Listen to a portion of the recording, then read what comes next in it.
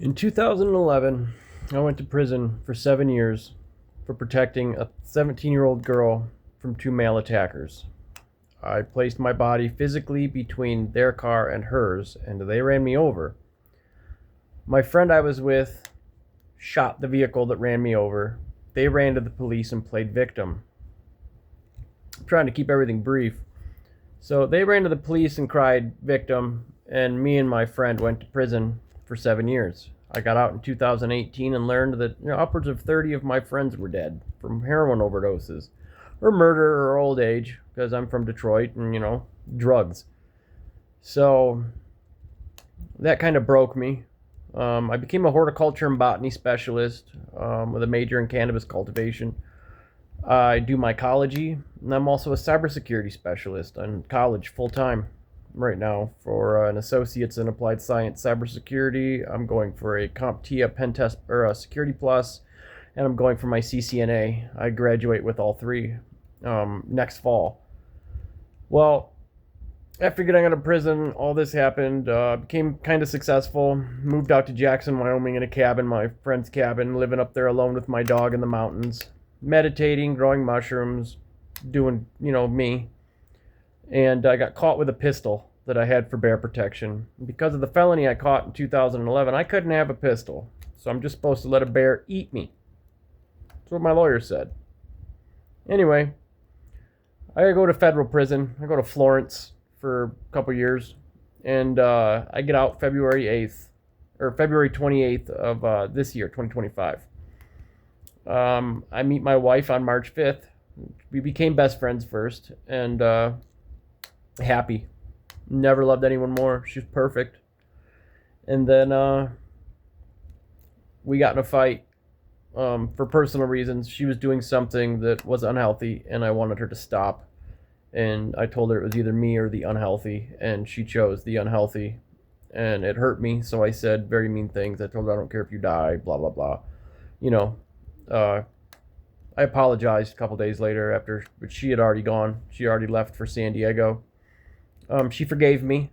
She said, once you find a place, I'll come back. Me and the dog will come back. So July 18th of 2020, my brother Spencer died, and I got this puppy. That's the dog she had, was this puppy. It's 5 years old. Well, she was in San Diego for 9 days. On July 18th, 2025, exactly 5 years after my brother died, my wife was in the worst car accident that I've ever seen. We believe she was pregnant. So I lost my family. I'm living in a motel in Wyoming because I was in the halfway house after getting out of federal prison. They give you up to 6 months in the halfway house to save money for a place to live.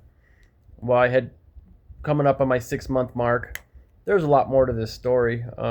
There's a muffin that came into play a while back, but I'll tell that in another video. But right now, this is kind of what's important. I'll give you a little rundown. So, yeah, a couple weeks after my wife died, I was on the top bunk, and I had asked to be moved to bottom bunk, and they didn't respond to my communication. And I had a nightmare that I was in the truck with my wife, and we were arguing. And when she got in the accident, I went through the windshield, but I actually felt it in the dream. And as what happened was I flung myself out of my bed and hit head first on the cement.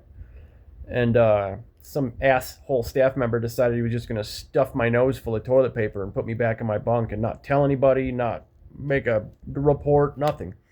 So that was a Sunday. So I laid in my bed for 3 days, unconscious, before I woke up and decided that I needed to go to the hospital. I was taken immediately to the emergency room, where they did emergency treatment on me. They put me in front of everybody that was in the ER, took me right back. I learned that I had a subarachnoid hemorrhage, which is a stroke. I hit my head so hard that I cracked my skull and had a stroke with internal bleeding. That's why I had all that black eye. And then I got out on September 5th of the hospital, and September 7th, the halfway house kicked me out, so I became homeless. I had enough money to get a motel room, and I get $550 a month from Social Security, and that's what's this hotel's taking care of me. But I need help. I'm not gonna lie. And I don't know how to ask for it or what to do, and I hate asking for help. I feel like a beggar and a bum. But I've lost everything. I've lost 72 people. Everyone I know is dead. I don't have anybody to share my GoFundMe with or anything. Everyone I know is dead. So I'm going to college full time. I have a TBI. I get these ice pick headaches, I think they're called, where they just come on and I can't move. It's paralyzing pain. I'm trying to find a lawyer to sue the halfway house for their negligence, for not moving me to the bottom bunk, and also for just stuffing me in my bunk and not making a report when I fell out. Yeah, if anybody can help me, I'm trying to post my GoFundMe in the comment or the description or something. But I need help.